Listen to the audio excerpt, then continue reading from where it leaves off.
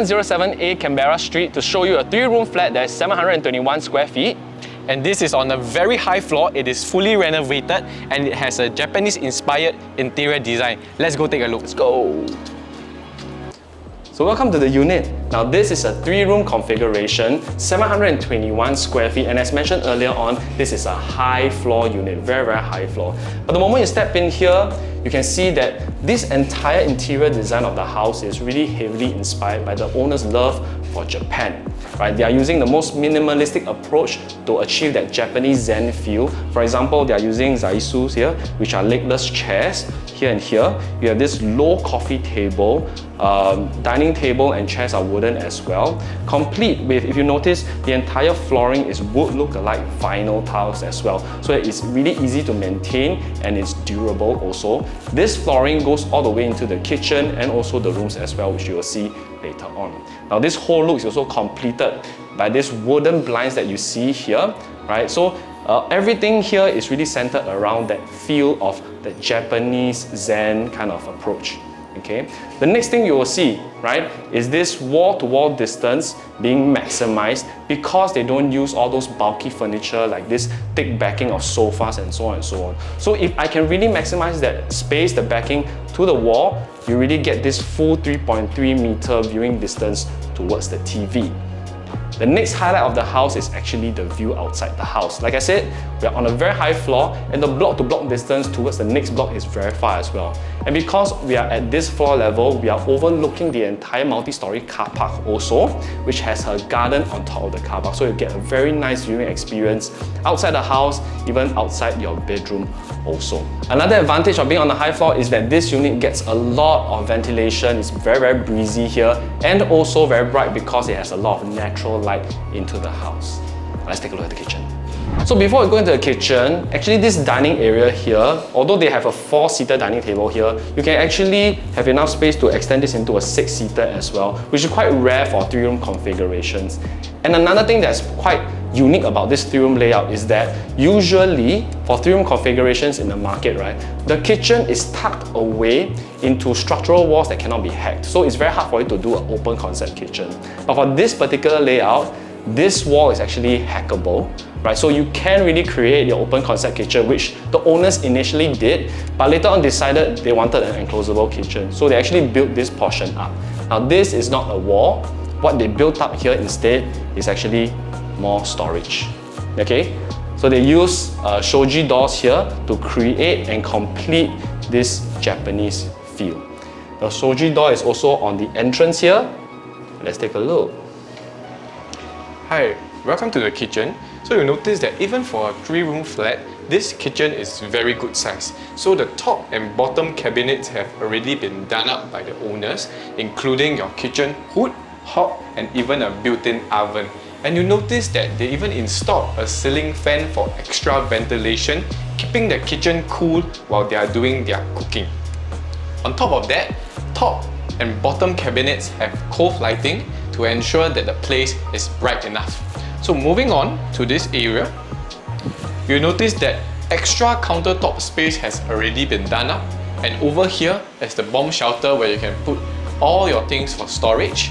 And over this yard, the vinyl flooring actually extends out to the service yard area, giving you this extra space for your laundry needs. The owners have placed their washing machine over here, and on top of that, they built an extra countertop over here for their ironing, and they even put a microwave oven here and a rice cooker for their daily needs.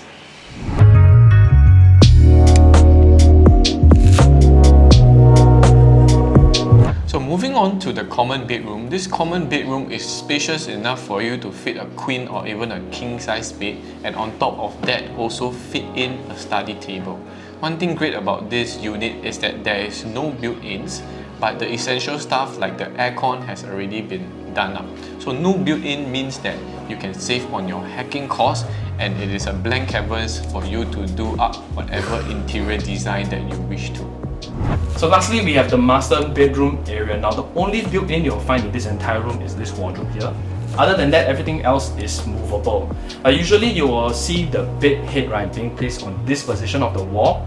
Now even with this being done, you can fit a queen size bed, king size bed, with side tables, no problem at all. But why the owners decided that they wanted the bed to be shifted this way instead is because they wanted the side table to be there, and also they wanted their study table to be facing the window for better lighting and to be able to work with a view. So even with this configuration here and this wooden cupboard that we see over here, which is movable, you still have a lot of walking space around the entire room. So a large space like this allows you a lot of flexibility in configuring the room the way you like it. For flooring, the vinyl flooring from the living room extends all the way into the room as well.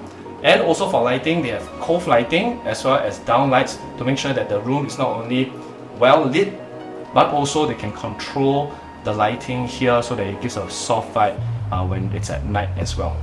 For the bathroom, both bathrooms, common bathroom and master bathroom, are fully renovated with dark colored floor tiles, anti-slip, and also wall tiles are also dark as well, treated so that it's easily maintainable. For shower area, glass shower screens are already installed, and they also installed a curb here as well to make sure that when you are showering, the water doesn't splash outwards. So that's the master bedroom and also the entire home tour. Now let's take a look at the location. Within 2 minutes walk, you will see a multi-storey car park where there are a variety of shops, including Sheng Siong supermarket, various food courts and eateries, clinic, etc. The nearest MRT is Canberra MRT station, which is where you will find Canberra Plaza also. There you will find many shops including NTUC, Daiso, Ya Kun, Starbucks, BreadTalk, KFC, A&W, McDonald's, etc. etc. There's also a new integrated hub nearby which is called Bukit Canberra. It is 3 bus stops away, and it's where you can find not only an 800-seater hawker centre, but also indoor and outdoor sports facilities, senior care centre, polyclinic, and the Canberra House Library will actually be slated to open by next year. 3 more stops down, you will find Woodlands MRT interchange to change to the new Thomson East Coast Line. And a short drive down, you'll find North-South Corridor, which will be Singapore's longest transit priority corridor featuring dedicated bus lanes, cycling trunk routes and pedestrian paths, linking you directly to the city centre and cut travelling time by as much as 10 to 15 minutes.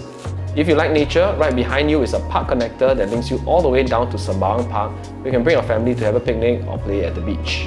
So we've come to the end of our home tour. We hope you like this Japanese-inspired home. This unit is fully renovated and is on a very high floor. So if you'd like to take a look for yourself, give us a call, drop us a DM, I will arrange a viewing for you immediately. This is Luis. This is Adrian, and we'll see you in the next home tour. Bye.